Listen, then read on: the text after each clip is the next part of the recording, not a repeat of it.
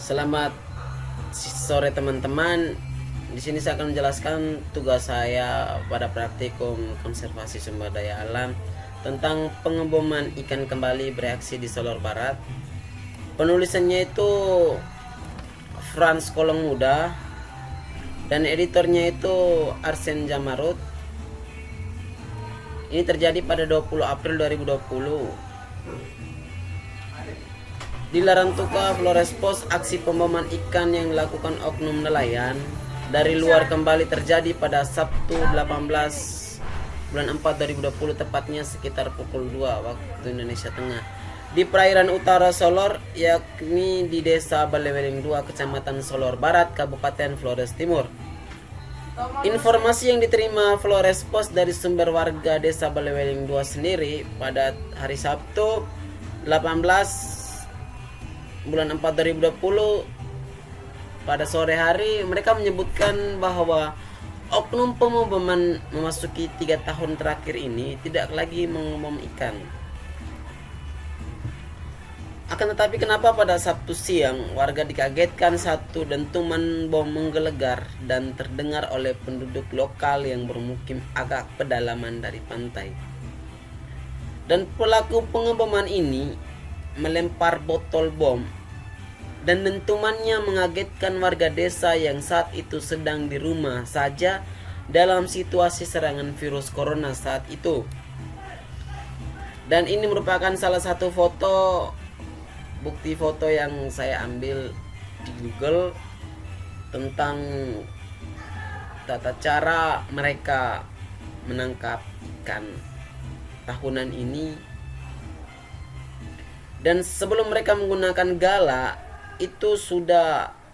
sebelumnya itu mereka sudah melempar rakitan atau yang biasa kita kenal dengan bom itu, supaya rakitan yang mereka gunakan itu kan terbuat dari beling atau botol kaca. Setelah botol-botol kaca itu pecah, itu akan terkena pada kulit-kulit ikan besar, sehingga ikan-ikan besar itu menjadi lemah, dan mereka menggunakan gala untuk menombak pada mata. Itu paling utama, itu mata dan mulut ikan tersebut.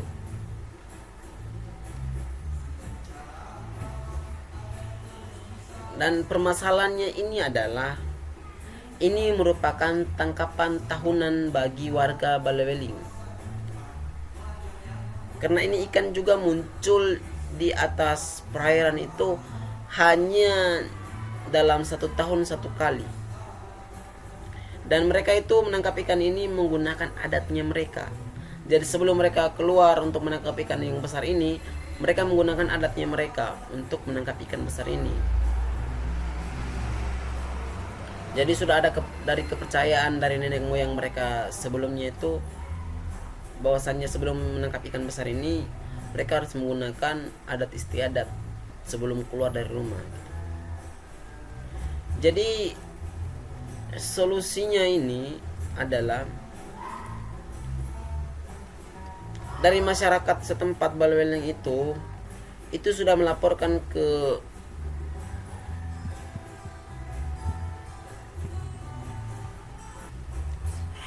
Jadi ada sebagian masyarakat di situ sudah melaporkan ke Dinas Kelautan dan Perikanan, dan Dinas Kelautan dan Perikanan ini juga sudah berkonsultasi dengan TNI Angkatan Laut supaya mereka melakukan patroli untuk memeriksa setiap kapal, perahu, nelayan serta alat tangkap itu. Jadi ini sebenarnya sudah ada, dan bukan hanya dari DKP dan TNI Angkatan Laut untuk patroli, dan sebenarnya sudah ada undang-undang tentang ini.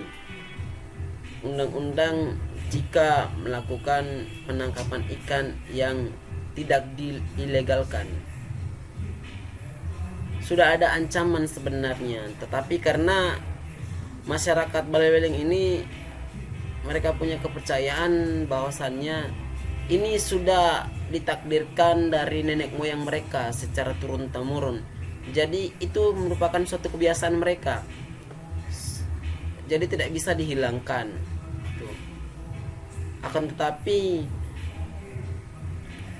sudah ada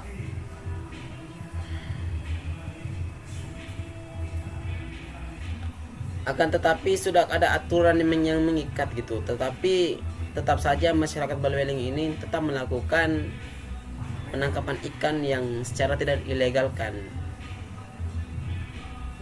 Jadi kesimpulan saya untuk berita ini adalah semua bukan harus dari pemerintahan mengeluarkan aturan tentang perundang-undangan untuk menakut-nakuti masyarakat, tetapi harus juga ada sosialisasi. Sudah pun sosialisasi, ini kan masyarakat Balweling ini kan mereka punya kepercayaan bahwa ini sudah penangkapan tahunan gitu. Jadi tadi harus patroli terus, harus mensosialisasi terus supaya pemahaman mereka itu lebih kuat bahwasanya ikan ini adalah ikan yang harus dilestarikan, karena ikan ini adalah ikan tahunan, bukan ikan yang setiap hari berada di atas perairan laut gitu. Jadi supaya mereka memahami bahwa ini ikan harus kita lestarikan gitu.